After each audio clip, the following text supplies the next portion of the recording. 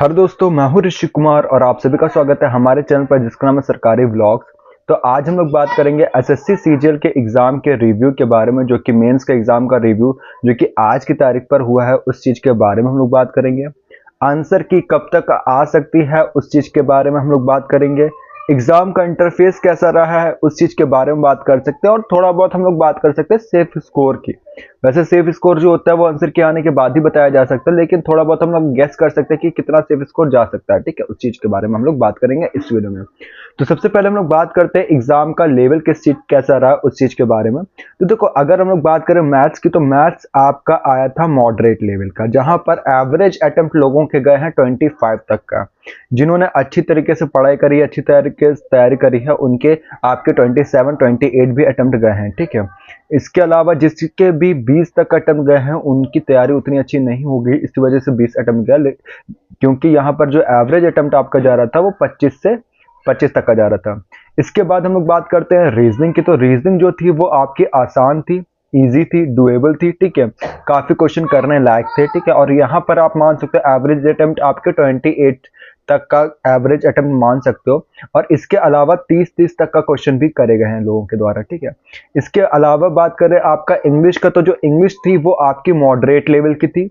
Moderate level की इस वजह से हो गई थी क्योंकि यहाँ पर जो आपके रीडिंग कॉम्प्रिहेंशन आए थे वो आपके डिफिकल्ट आए थे, और इसी रीडिंग कॉम्प्रिहेंशन के डिफिकल्ट आने की वजह से आपका जो इंग्लिश का पूरा सेक्शन था वो मॉडरेट लेवल पे चला गया। ठीक है, क्योंकि आरसी आपके ज्यादा से ज्यादा 3 आरसी आए थे, जहां पर आपके 15 क्वेश्चन थे। ठीक है, और इसने ओवरऑल एग्जाम इंग्लिश का एग्जाम जो था, इंग्लिश का पेपर जो था, उसके पूरे पेपर को मॉडरेट बना दिया।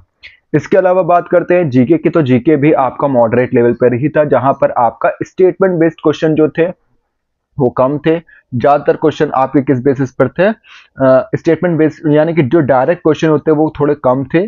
बाकी आपके वैसे क्वेश्चन थे जहां पर आपको गेस वर्क करना पड़ रहा था। ठीक है, इसके अलावा बात करें कंप्यूटर, तो कंप्यूटर इस बार की जो आई है वो बहुत ही ज्यादा डिफिकल्ट कंप्यूटर पूछी गई थी, जहां पर बहुत ही हार्ड क्वेश्चन आए थे।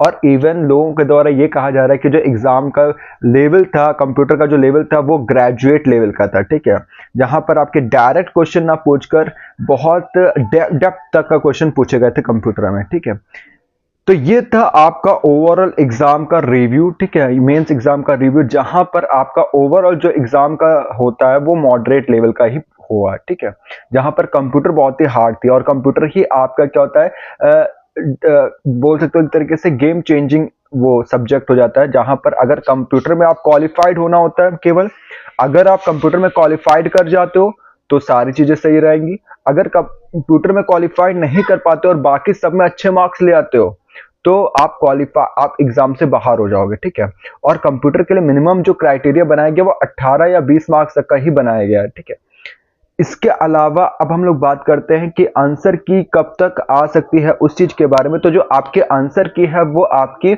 मान सकते हो 1 या 2 दिन बाद आ जाती है आंसर की, मेंस के एग्जाम के बाद में। तो वही आप गेस कर सकते हो या फिर एक तरीके से होप कर सकते हो कि इस हफ्ते तक का आपके जो आंसर की है वो आ जाएगी। ठीक है, इस हफ्ते या फिर 1-2 दिन बाद आपके आंसर की जो है वो आ जाएगी। अब हम लोग बात करते हैं सेफ स्कोर क्या जा सकता है। तो देखो, सेफ स्कोर तो वैसे तो आप आंसर की के आने के बाद ही गेस कर सकता है कोई भी, लेकिन तभी safe score based on attempt कितना गया, पेपर लेवल के बेस पर हम लोग गेस कर सकते हैं कि आप मान सकते हो एक तरीके से कि 4600 के लिए 310 से 320 के बीच में आपका रह सकता है सेफ स्कोर। किस चीज के लिए? ये आपका 4600 के लिए यूआर के लिए। ठीक है, और 290 से लेकर 300 तक का आपका 2400 ग्रेड पे के लिए रह सकता है आपका यूआर के लिए सेफ स्कोर। इसके अलावा अगर हम लोग बात करें तो आपका एग्जाम का जो इंटरफेस था उस चीज के बारे में, तो जो एग्जाम का इस बार का इंटरफेस था वो टीसीएस के बेसिस पे था। ठीक है, यानी कि जैसे आपका टीसीएस एग्जाम कराते थे उसी के बेसिस पर आपका एग्जाम का इंटरफेस आया था। और इसके अलावा अगर हम लोग बात करें जो एग्जाम के क्वेश्चंस थे, ठीक है, उसका जो लेवल था वो भी आपका टीसीएस जैसे पहले क्वेश्चंस लेती थी उसी तरीके के क्वेश्चंस आए थे ज्यादातर। ठीक है, तो इस वीडियो में केवल इतना ही। आई होप आपको हमारी वीडियो पसंद है। अगर पसंद है तो प्लीज लाइक करेगा, सब्सक्राइब करेगा और बेल आइकन दबाना ना भूलेगा हमारी लेटेस्ट वीडियोस की नोटिफिकेशन को पाने के लिए। Have a good day, sayonara।